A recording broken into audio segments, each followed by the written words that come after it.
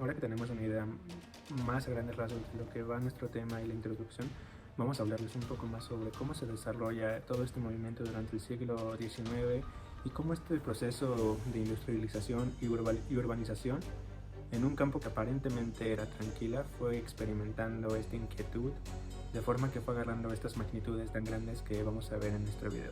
Y es que tenemos que todos estos obreros y trabajadores atrapados en una creciente población donde cada vez las propiedades ejidales y las tenencias y exigencias de los propietarios eran mayores, fueron la razón por la que todas estas personas buscaban un alivio, mientras la búsqueda de estas tácticas, que iban desde peticiones legales hasta planos agrarios, y que de alguna forma u otra posteriormente los llevaron hasta la insurrección.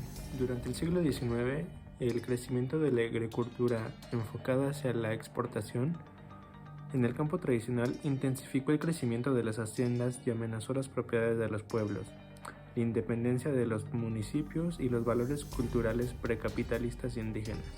El crecimiento de la hacienda no significó una mayor riqueza para el interior del país, en un creciente fluir de productividad y riqueza hacia las ciudades. Todos estos disturbios que periódicamente ocurrieron durante el siglo XIX, es importante recalcar que fueron resultado de todo el proceso del desarrollo histórico, que fueron preludio a acontecimientos semejantes y famosos durante la famosa época funesta mexicana de 1910 a 1917. Aún con todos estos levantamientos, algo que constituía de las formas más comunes el agrarismo mexicano eran dos fuertes vertientes, el bandidaje y el milenarismo católico, vertientes que son muy opuestas y que siempre han sido de gran peso. En México, Vasco de Quiroga inicia la tradición del milenarismo católico agrario, pero este concepto llega después de que él crea una comuna de indígenas en Santa Fe en los años 1500.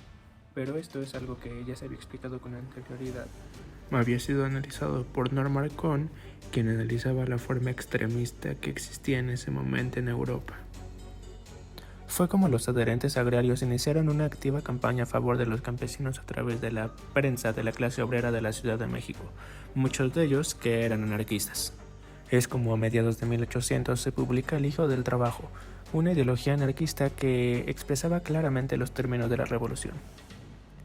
Y cito: ¿cuál es el objetivo de esta revolución? Extinguir el proletariado. Entonces, ¿el gobierno puede expedir leyes que tiendan a ese fin? El gobierno no puede hacer nada. ¿Por qué?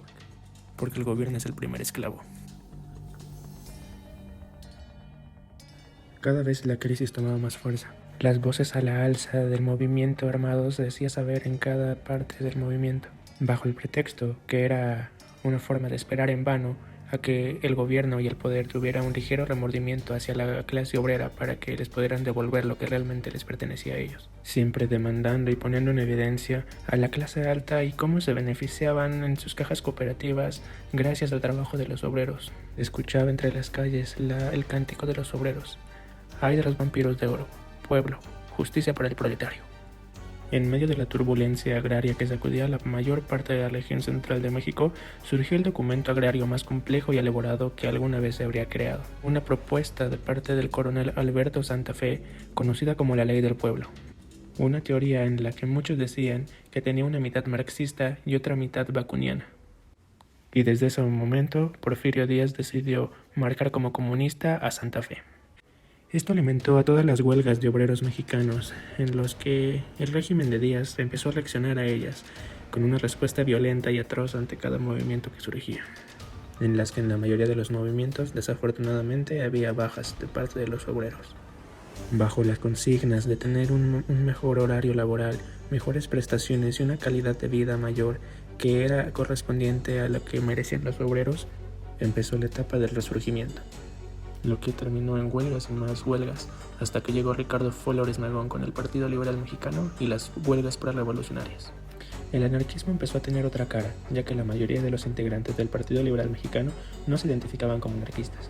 apoyados del periódico Regeneración, fue como sus demandas empezaron a tomar más fuerza. Gracias a esto y después de huelgas importantes como las de Cananea y Río Blanco, fue como en el gran área central de México el anarquismo revivió y creció dentro de un difícil periodo porfiriano en 1909. Un gobierno tambaleante en el que se daba cabida a grupos clandestinos que años antes habían sido brutalmente reprimidos. Uno de estos grupos que tomaron fuerza después de esta caída fue el grupo anarcosindicalista de la Casa del Obrero, en el que con la ayuda del exiliado Ferrés escribía: obreros, trabajadores, pueblo del mundo, transformemos al individuo de ser autómata e irreflexivo en ser pensante y autónomo, teniendo esta como su primer consigna.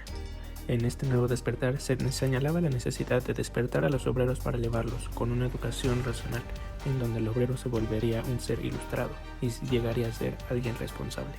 Recién caído el gobierno de Díaz y siendo tomado por el gobierno de Madero, fue cuando la Casa del Obrero representaba una amenaza mucho mayor para los liberales de ese momento. Fue entonces que en el intento de publicar un nuevo periódico anarquista, se publicó el Manifiesto Anarquista del Grupo Luz, un movimiento fallido pero que se logró publicar con 10 puntos que se resumían de la siguiente forma.